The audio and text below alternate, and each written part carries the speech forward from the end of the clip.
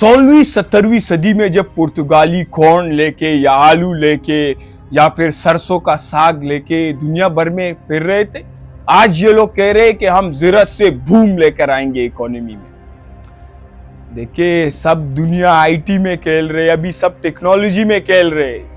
Simple word में जो आप जानना चाहते हो वो मैं आपको बता देता हूँ। जो अफगानिस्तान और पाकिस्तान में जितने भी रेलेवेंट लोग थे वो तो यूरोप में चले गए। तो अब आप खुद सोचे कि बेड़ियों की मजलिस से शोरा हो, वो मेमने का फ्यूचर डिसाइड करेंगे कि भाई उसको खाना है या नहीं खाना। वो क्या डिसाइड करेंगे?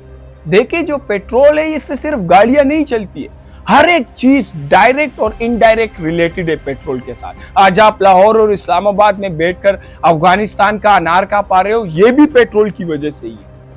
हर एक चीज जो कि इस जो ट्रांसपोर्टेशन से रिलेटेड है वो पेट्रोल से रिलेटेड।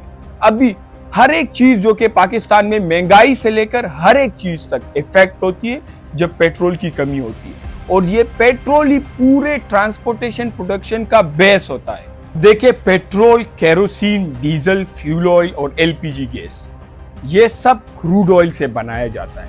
अब जो हमारे स्कूल के बच्चे समझते हैं कि पेट्रोल को जमीन से निकाल के हमें दिया जाता है, ये ऐसा नहीं है। देखिए, जो पेट्रोल हमें पेट्रोल पंप से मिलता है वो जमीन से नहीं निकाला जाता है, बल्कि पहले क्रूड ऑयल को ढूंढकर सब सरफेस से सरफेस पर लाया जाता है। अब बहुत सारी ऐसी कंट्रीज है जिधर अभी तक क्रूड ऑयल डिस्कवर तक नहीं हुआ है, तो फिर वो कंट्रीज क्रूड ऑयल को इंटरनेशनल मार्केट से उनको खरीदना पड़ता है। ये जो क्रूड ऑयल है ये एक रॉ फॉर्म में निकलता है, फिर इस रॉ क्रूड ऑयल को रिफाइनरीज तक पहुंचाया जाता है। उन रिफाइनरीज में इस रॉ क्रूड ऑयल को प्रोसेस करके इसमें से पेट्रोल, डीजल, जेट ऑयल ये सब निकालकर पेट्रोल पंप तक पहुंचाया जाता है। अब अगर मैं पाकिस्तान की बात करूं तो currently there are I think नहीं कहूँगा क्योंकि मुझे कंफर्म है, मैं रिसर्च करके ही वीडियो बनाता हूँ। तो there are 5 organisation operating in the refining sector in Pakistan. जैसे कि सबसे पहले हो गया Attock refinery, Pak Arab refinery, Pakistan refinery, national refinery limited, and the last one is Synergico refinery limited. अब ध्यान से सुनना है आपने इन दो चीजों को जिनकी वजह से पेट्रोल प्राइसेस बढ़ती है।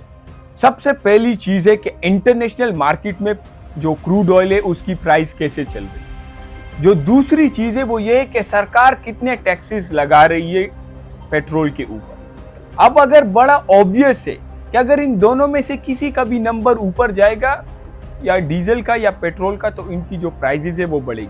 अब अगर आपने देखा होगा कि कोविड-19 कोरोना जिस टाइम पे था उस टाइम में जो क्रूड ऑयल की जो रेट थी मार्केट में वो काफ़ी डाउन जा रही थी, क्योंकि प्लेन नहीं जा रहे थे, ट्रांसपोर्टेशन बंद थी उस टाइम पे, तो क्रूड ऑयल की जो प्राइस थी वो काफ़ी, और फिर हमें पेट्रोल भी बहुत सस्ते में देखने को मिला। अब देखिए, बेचारा किसान सुबह उठकर ट्रैक्टर में क्या डालेगा।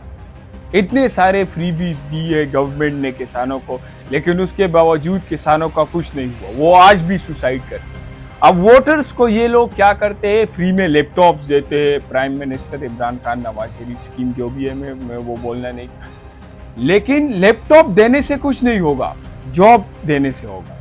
देखिए, लोन माफ करने से कुछ नहीं होगा, इन्फ्लेशन कंट्रोल करने से होगा। अगर फ्री में देने से कुछ होता तो आज बेचारे किसानों का ये हाल ना होता। कि एक बात तो हमारे पास थे कि पेट्रोल के प्राइसेस बढ़ने से सब लोगों के ऑफिस जाने के किराए से लेकर खुराक तक सब चीज़ों में फाइनेंशियल डिफिकल्टी फेस करनी पड़ती है। लेकिन इस टाइम पर एटलीस्ट जो हमारे हाथ में वो तो कर सकते हैं। आप अपने फाइनेंसेस को मल्टीपल जगह पे इन्वेस्ट करें, घर पे ना रखें, और कोशिश करें कि अनसर्टेनिटी को कंट्रोल रखें।